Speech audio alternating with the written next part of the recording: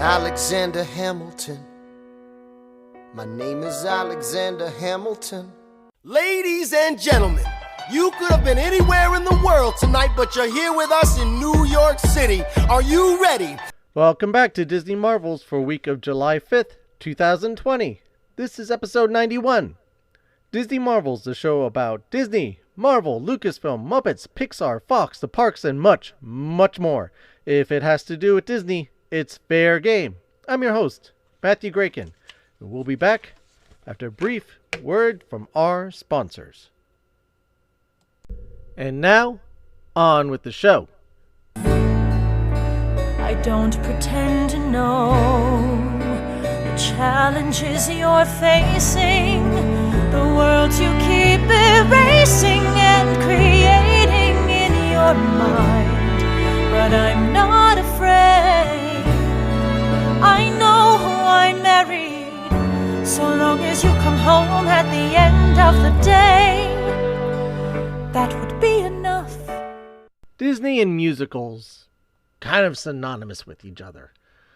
And currently, at least on Broadway, there is no real bigger musical than that of Lin-Manuel Miranda's Hamilton. So be it that back in 2016, June of 2016, over a span of 3 days, they recorded the stage production of it. Disney went on to acquire the film rights for this to release it at a future date in theaters, realizing the popularity, the success of this musical.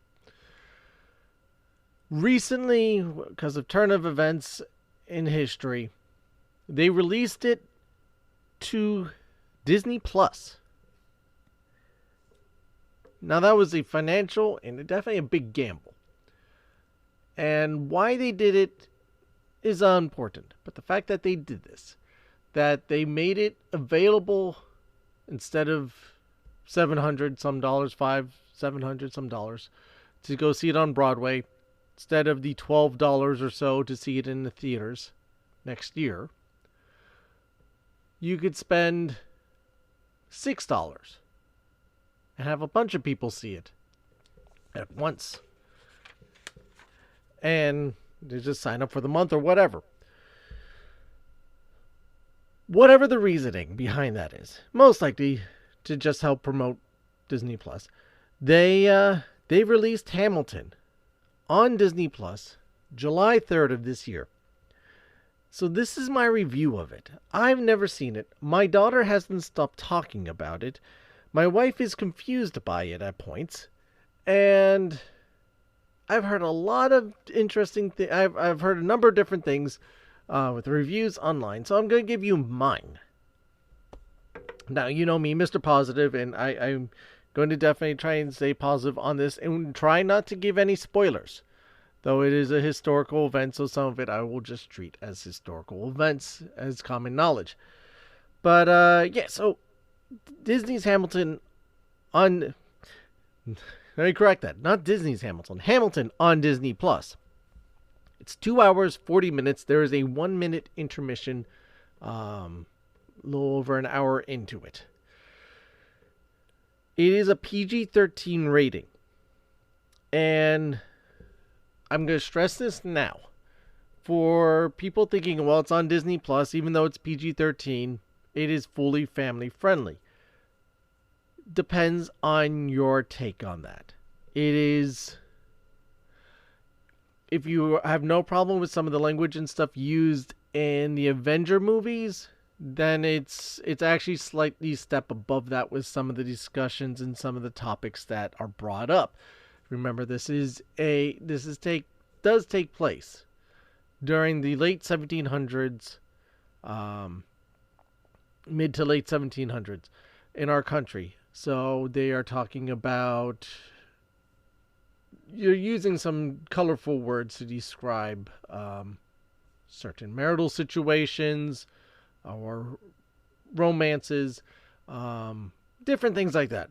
So depending on your your comfort level for your family, for your children, or for yourself. My suggestion, go on to one of the parental guide websites like IMDb or one of these other ones and check out the parental guides. It does break it down for you to talk about what you will experience in this production beforehand. So if you want to make sure that you are ready for it, if you think your children are able to handle it, or if you don't want them to be exposed to it, you know before watching it and then realizing it after it's too late. Besides that, it is available in 4K, which looks brilliant. The colors, the sets, everything comes alive. I think, the 4K is outstanding on this, being that is the live production. Kudos on that. So, main characters, you have Hamilton, of course, Alexander Hamilton, played by Lin-Manuel Miranda himself, of Mary Poppins Returns, DuckTales, and writes a lot of the music for Moana as well. He wrote the music and the score and the script and the score for this production. This production is a lot like, if you're familiar with Les Mis or some of the other musicals, it is just straight music. There is very little, if not no, words that are just spoken. It is completely sung. I'll use the term sung right lightly. There's quite the expansive genre of music. I'll get into that. Aaron Burr by Leslie Odom Jr. You may recognize him from Red Tails, also available on Disney Plus. Murder on the Orient Express. Liza Hamilton is by Philippa. My daughter was trying to teach me how to say this name. Philippa So. She was on Smash and also had a small part in Moana. Angelica Schuyler is Renee Ellis Goldsberry from One Life to Live and The Lion Guard. Lafayette, and also played the part of Jefferson, was David Diggs from Wonder and Ferdinand, also found on Disney Plus. And then you also have King George, who's by the talented Jonathan Groff from Glee, Frozen, Frozen 2, and Frozen Ever After, etc.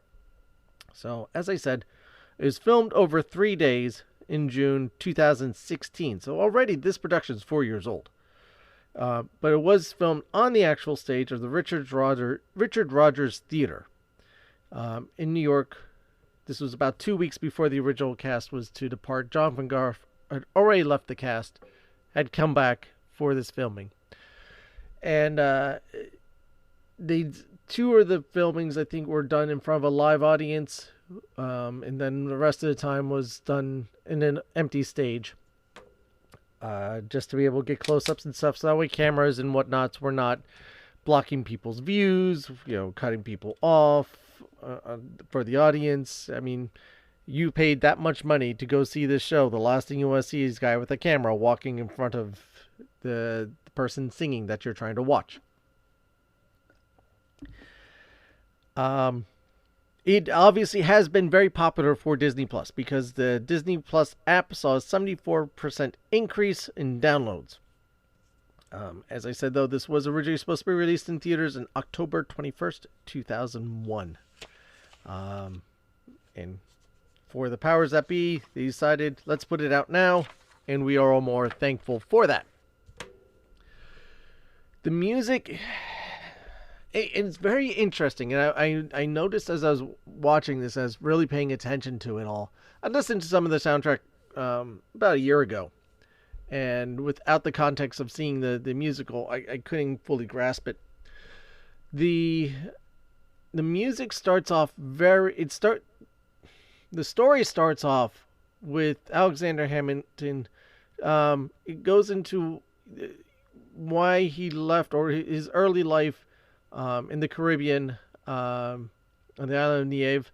He then comes to New York, immigrates to New York. He was a British citizen and came to New York, or Caribbean. It was part of the British Virgin Islands. So yes, he's I guess would be considered a British citizen, citizen of the crown, and he immigrates to the United States around, they say, approximate the age of 19. And why they say approximate the age of 19? Because it is not exactly known what year he was born. There's a little debate on that. And they immediately have him run into Aaron Burr, and it starts the relationship with those two. As the younger age, and this is during the part of the United States rebellion against England, is developing and goes along, you have a lot more R&B and a lot of rap. Particularly heavier on some of the rap cues in music. This does change as the musical progresses. As Alexander Hamilton matures in age, the music itself matures from the gritty and rough rap tones and style of music to slightly smoother R&B into more traditional show tune type of music towards the end.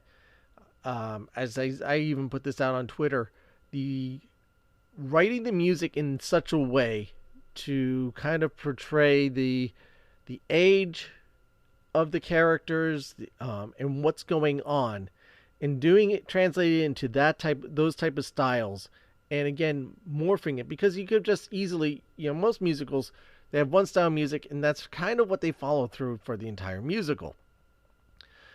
This, like I said, the style of music morphs. Like, you go for Rent, right? It's got the slightly heavier alternative vibe throughout the entire musical.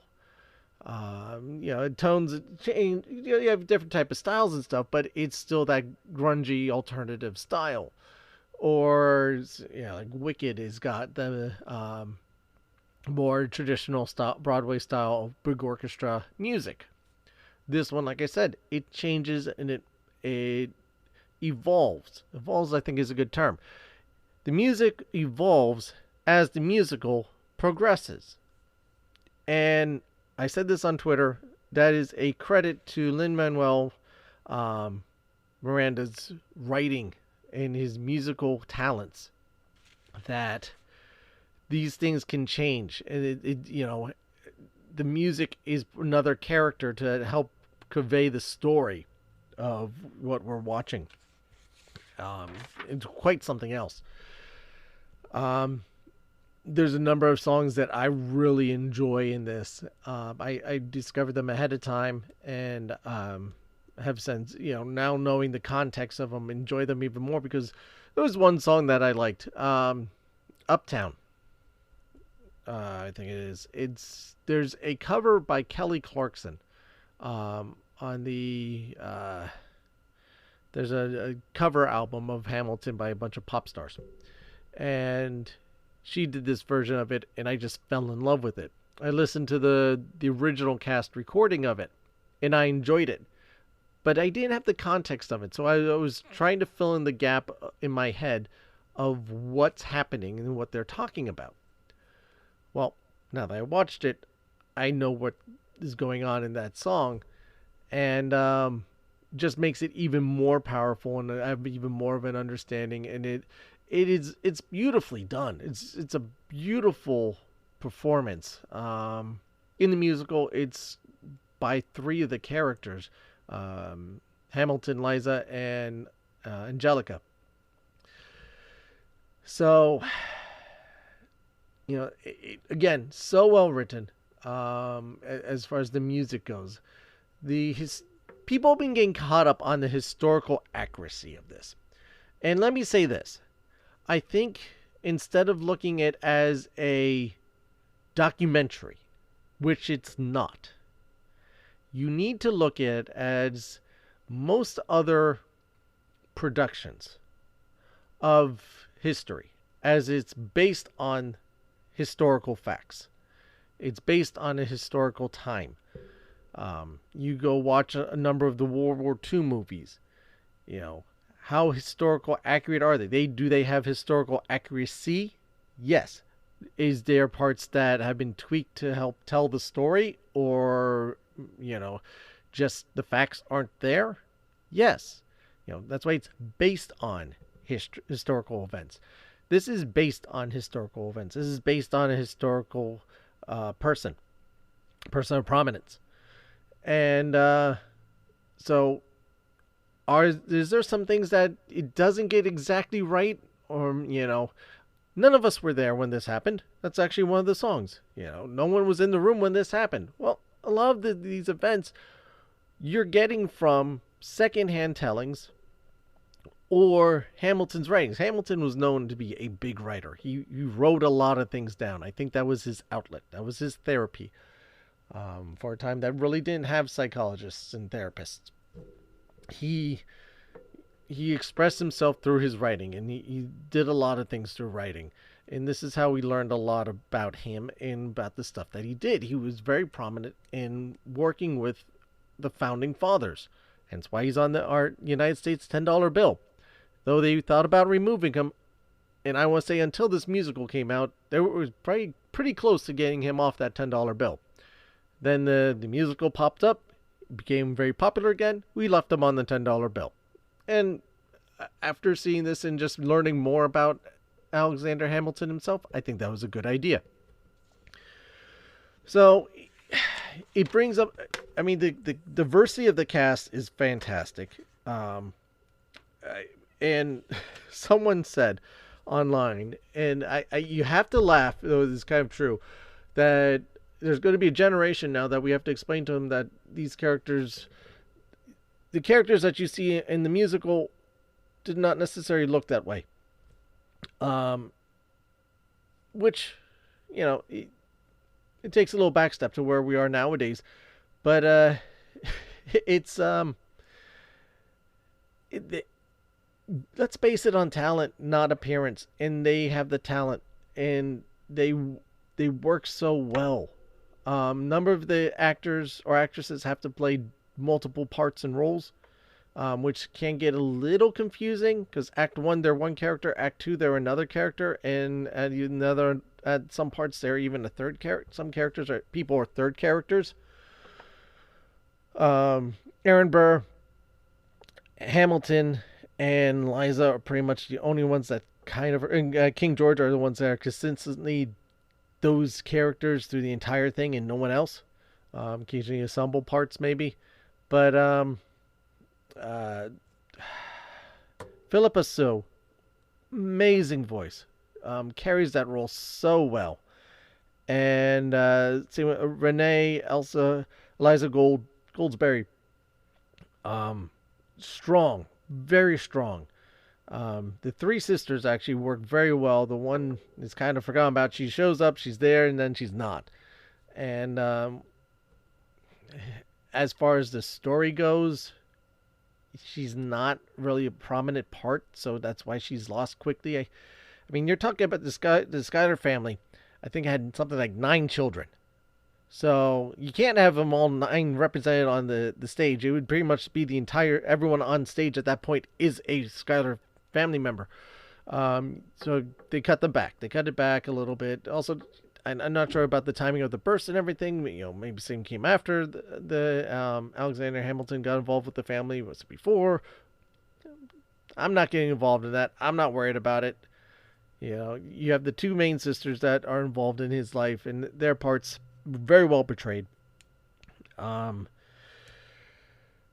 Lafayette, by David Diggs.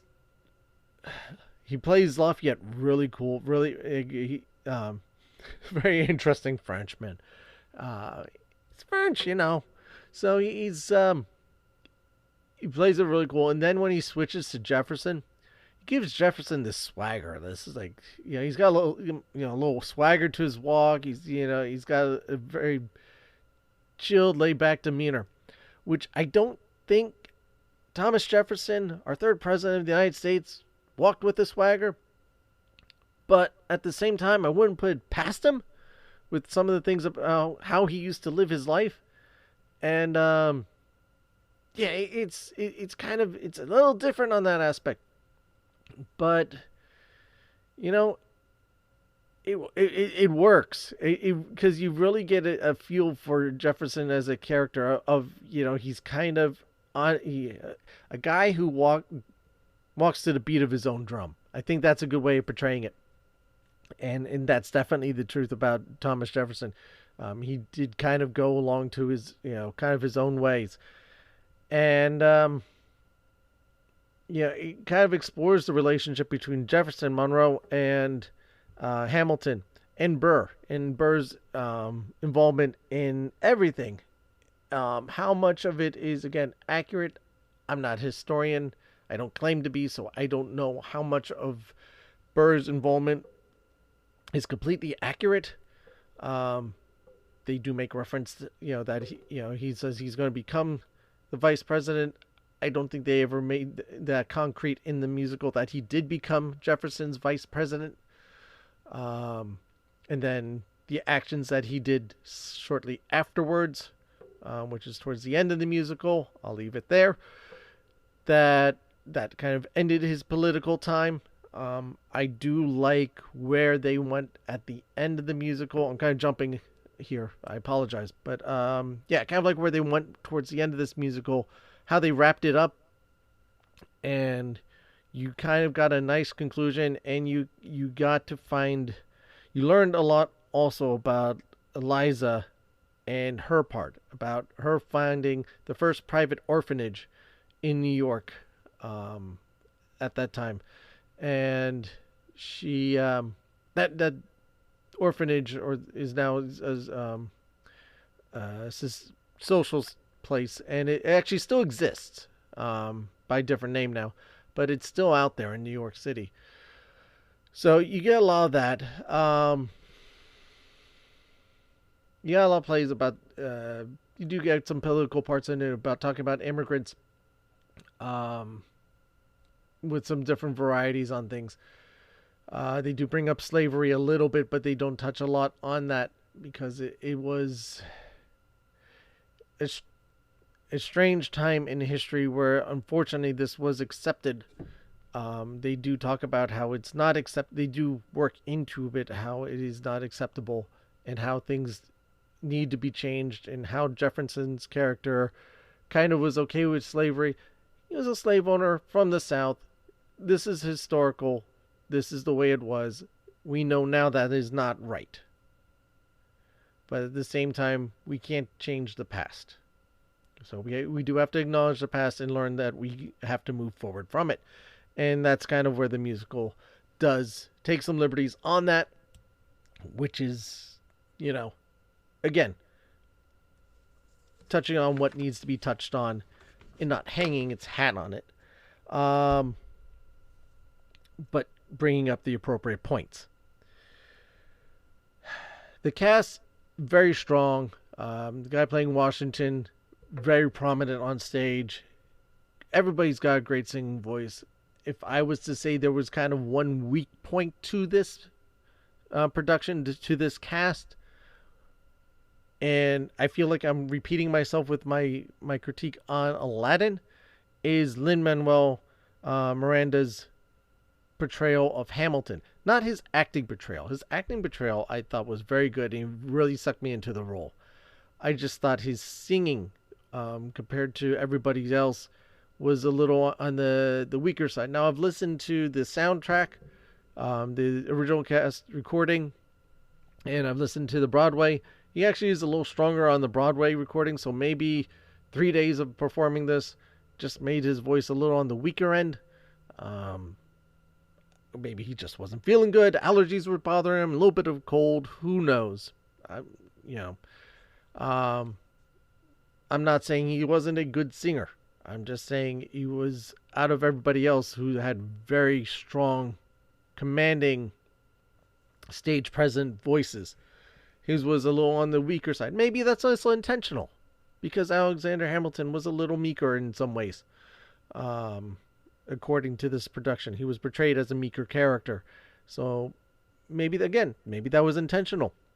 Either way, I'm not saying it was bad. I'm just saying he was, if there's, there's someone's not going to be up to the par as everybody else. There's always going to be someone a little lower. again, I think it was Lin-Manuel's um, singing strengths. The way, or at least the way the songs were, which is really funny because he wrote them, maybe weren't the best for him, and he was trying to catch up to everybody else. I don't know. Either way, the musical portrayal of everything, the music in this, is very captivating. A lot of it, it does tell the story very well. The sets is a minimalist type of set where you don't have a lot of a lot of actual set going on. There's not any buildings. You just have a basic background, and you bring out the props that you need and take away the props you don't need, and that's it. There's no actual full buildings or much canvas work or art. It is more of a minimalist type of production in that aspect, which for me works. It does have a turntable. It actually has 2 turntables on the stage, which helps them when they're walking around and moving things around. And there's a couple of points that actually do it, like flashbacks, and they use the turntables to evoke the flashbacks. So some special effects, and that worked really well. That was actually pretty cool to watch. But let me talk about Jonathan Goff for a moment. I would say he's the comic relief playing King George. And, I think this guy talks to reindeers as well, or for reindeers. And it just goes to show his talent. And I wanted to see more Jonathan Goff on the stage. I mean, he just had such a wonderful presence as King George. And, there's some points that his character kind of lingered out there. But I wish I saw him in another part that had more prominence, because he just does so well on stage. I mean, as much as people love him in Frozen, Jonathan Goff in person on stage is, a force on himself. And again, kudos to Lin-Manuel for this casting, because this cast worked perfectly for his vision, I feel. Everybody who's in their parts did their parts so well, and just all kind of fit in. Or if they had to do multiple parts, you didn't think at first. You kind of had to do a double take. Going, wait a second, didn't I just see that person, or is this someone else? And to realize that this same person now is playing a completely different character in a completely different way, that you realize, oh wait, that is the same person who played this person, but it's now someone else, and you just go to accept it, and it does work nicely. All in all, how would I rate this production, this musical? I'm not gonna say it's great. I enjoyed it. I thought it was good. I thought it was a very strong performance. I thought it was a very nicely done musical. It is not my favorite musical. There are a few other musicals I will hold above this. I would say it's in my top 10, possibly 5. Could probably definitely come up with 4 above it. I don't know if about 9. But yeah, it was a good musical. And I one of my problems why I never seen it on Broadway is the price. And going on my little soapbox here at the moment is that Broadway is becoming so unaffordable for the common person, with tickets costing the basic tickets costing over $100. It's hard to enjoy these wonderful performances by such talented actors and actresses on stage. That we're losing, culture in that. So I'm glad I didn't have to pay a couple $100 for just one ticket to see this. Again, not saying this is a bad thing. I'm just saying that I feel personally Broadway needs to relook at its pricing structure.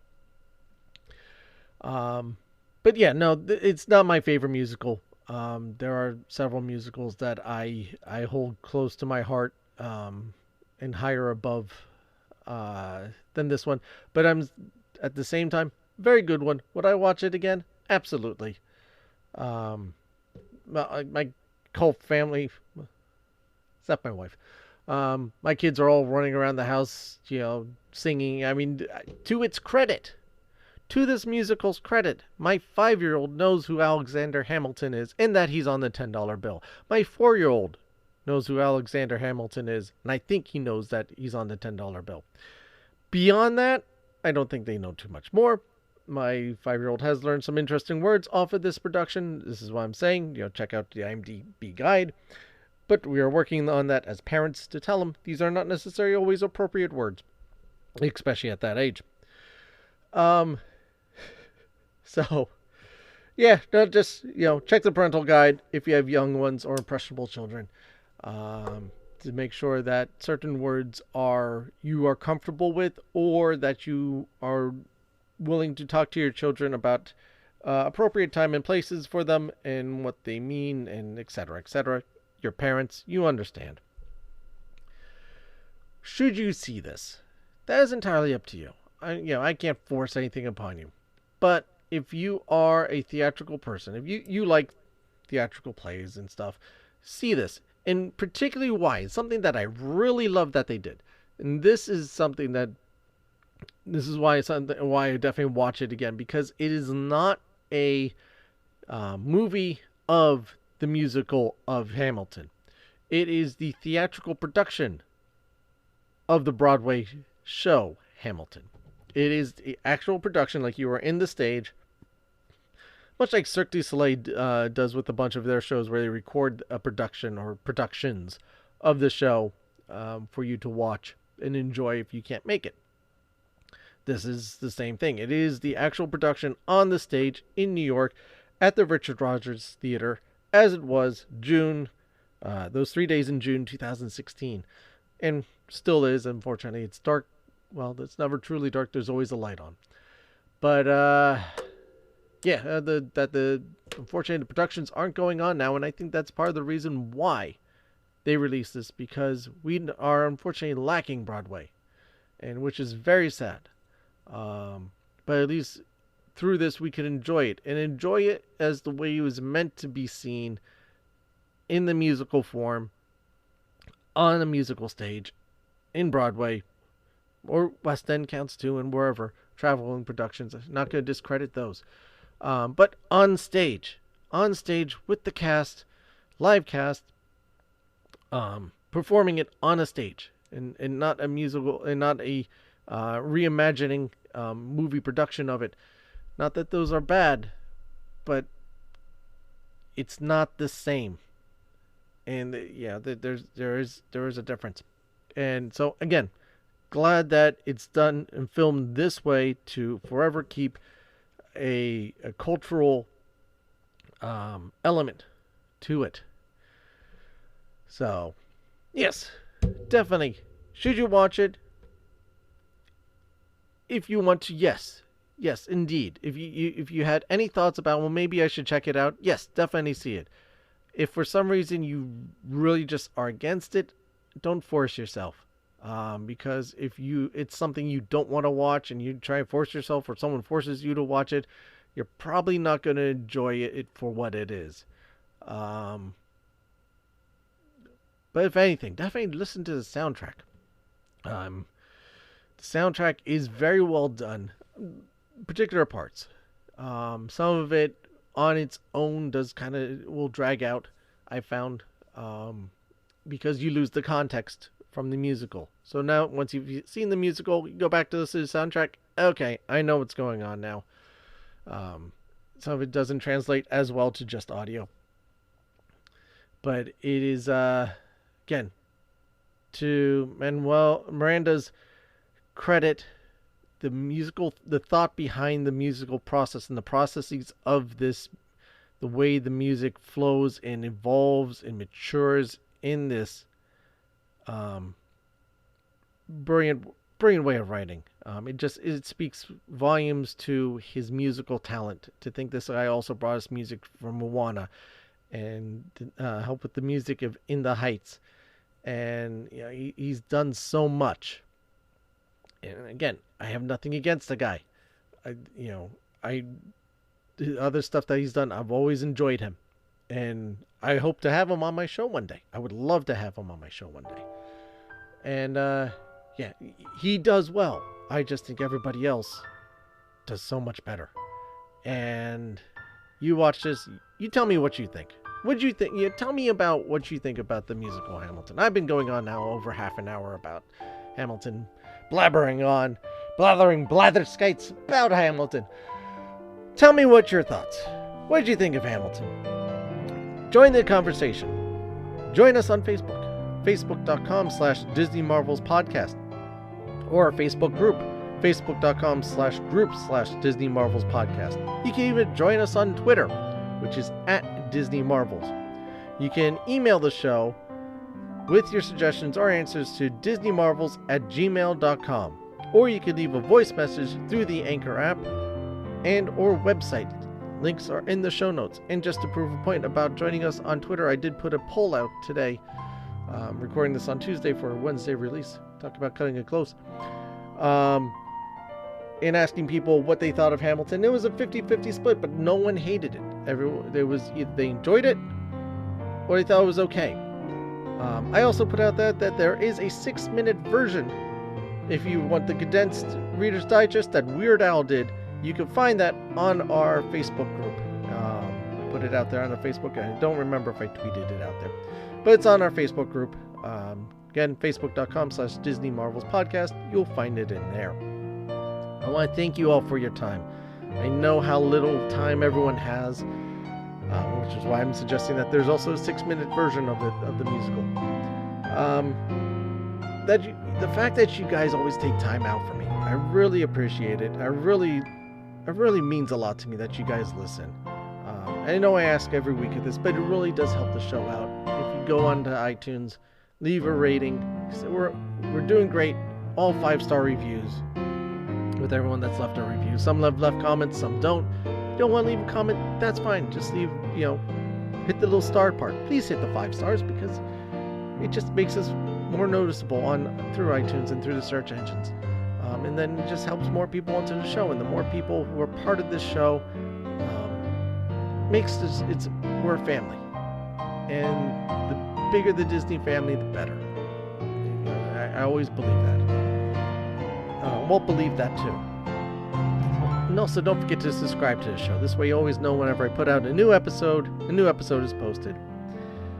And also, but while you're at that, consider becoming a premium subscriber. You can do this over at anchor.fm/DisneyMarvels/support, or you can find our Patreon page where you sign up on there and you get some cool stuff. And you can get your name mentioned. Links to both of those are in the show notes. Because remember, this show is brought to you by listeners like you. Whatever you're facing out there, no matter how hard, how difficult life seems to be or a situation seems to be treating you, don't give up on yourself. Don't ever give in. That's something that you learn about Hamilton. He faced some really tough times and had some really strong difficulties where people constantly go against him. And he didn't give up. He fought through it. He took control of his life and didn't let other people run it for him. Don't let other people run your life for you. Be you. Be strong. Be beautiful. Be amazing. There's a light inside of you. Embrace it. Because that light is going to make you strong.